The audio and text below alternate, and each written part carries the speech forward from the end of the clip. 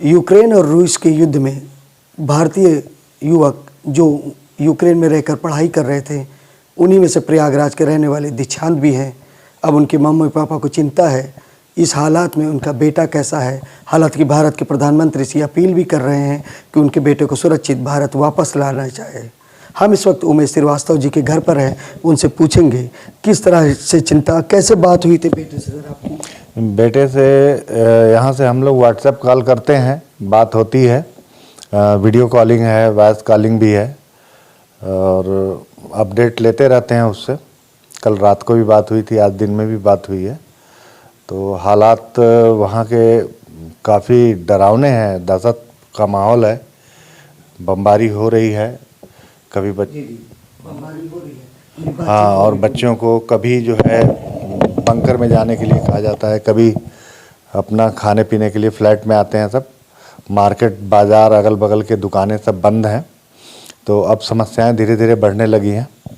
जो युद्ध के पश्चात या युद्ध के साथ साथ जो समस्याएं होती हैं, वो बच्चे वहाँ पे जो है परेशान है। अब सरकार से हमारा निवेदन है कि अपनी प्रक्रिया को तेज करें और जितना जल्दी हो सके, अगर सारे बच्चे एक साथ इवैक्यूएट नहीं किए जा सकते तो कम से कम बॉर्डर पार करा दें।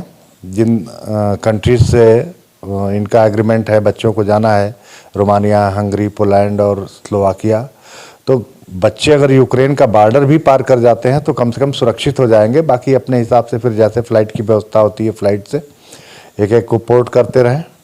लेकिन यूक्रेन से बोर्डिंग बहुत ज़रूरी है, वहाँ से तुरंत बोर्ड किया जाए बच्चों को और बॉर्डर पार करा करके सुरक्षित स्थान पे पहुँचा दिया। दीक्षांत वहाँ पर क्या करने गया है, क्या कर रहा है? ये दीक्षांत 2018 में यहाँ से वहाँ MBBS करने गया था और ओडिशा नेशनल मेडिकल यूनिवर्सिटी है, उस यूनिवर्सिटी में 4th ईयर का स्टूडेंट है वो।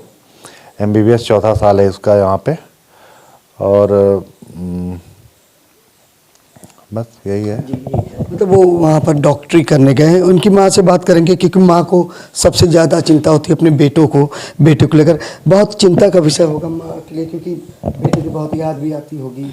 अब ऐसे में कितनी चिंता है आपके पास? बस बहुत ज़्यादा चिंता है। अभी तक तो फिलहाल ठीक था। 3 दिन पहले से जब वहाँ से बमबारी वगैरह शुरू हुआ तब इतना डर लगता है, बच्चा भी डरा हुआ। पहले तो बच्चे भी ठीक थे, सब थे। अब बच्चों लोगों को यही कहना है कि 1-2 दिन में अगर हम लोग नहीं निकल पाते तो लाइट भी आप, पानी भी आप, खाना भी, कुछ भी नहीं है। अब हम लोग पहुँच भी नहीं। क्या अपील करना चाहती प्रधानमंत्री से आप? बस प्रधानमंत्री से यही है कि 1-2 दिन में, 1 रात 2 रात के अंदर ही बच्चों को बाहर कर दे यूक्रेन से। अच्छा, बेटे से बात हुई तो क्या बताया? तो बेटा ही बता रहा है कि कभी भी कुछ हो सकता है, लाइट भी हो सकती है और खाना पीने भी बंद हो जाता है, लाइट भी चली जाएगी और पानी वगैरह सब चीज़ की दिक्कत है। हम लोग फंसे जा रहे हैं, निकलना भी मुश्किल हो जाएगा। बहुत मुश्किल हो जाएगा। यानी माँ और पिता को बहुत चिंता है। हालांकि भारत सरकार इसके लिए बहुत प्रयास कर रही है, जल्दी हालात सुधरेंगे। लेकिन यूक्रेन और रूस के हालात बहुत अच्छे नहीं हैं। लेकिन प्रयागराज के प्रीतम नगर नीवा के रहने वाले इस परिवार में चिंता है। अब उनका ये कहना है जल्द से जल्द हमारे बेटे को भारत सुरक्षित लाया जाए। वीडियो जर्नलिस्ट विजेंद्र के साथ आनंद राज, NBT ऑनलाइन, प्रयागराज।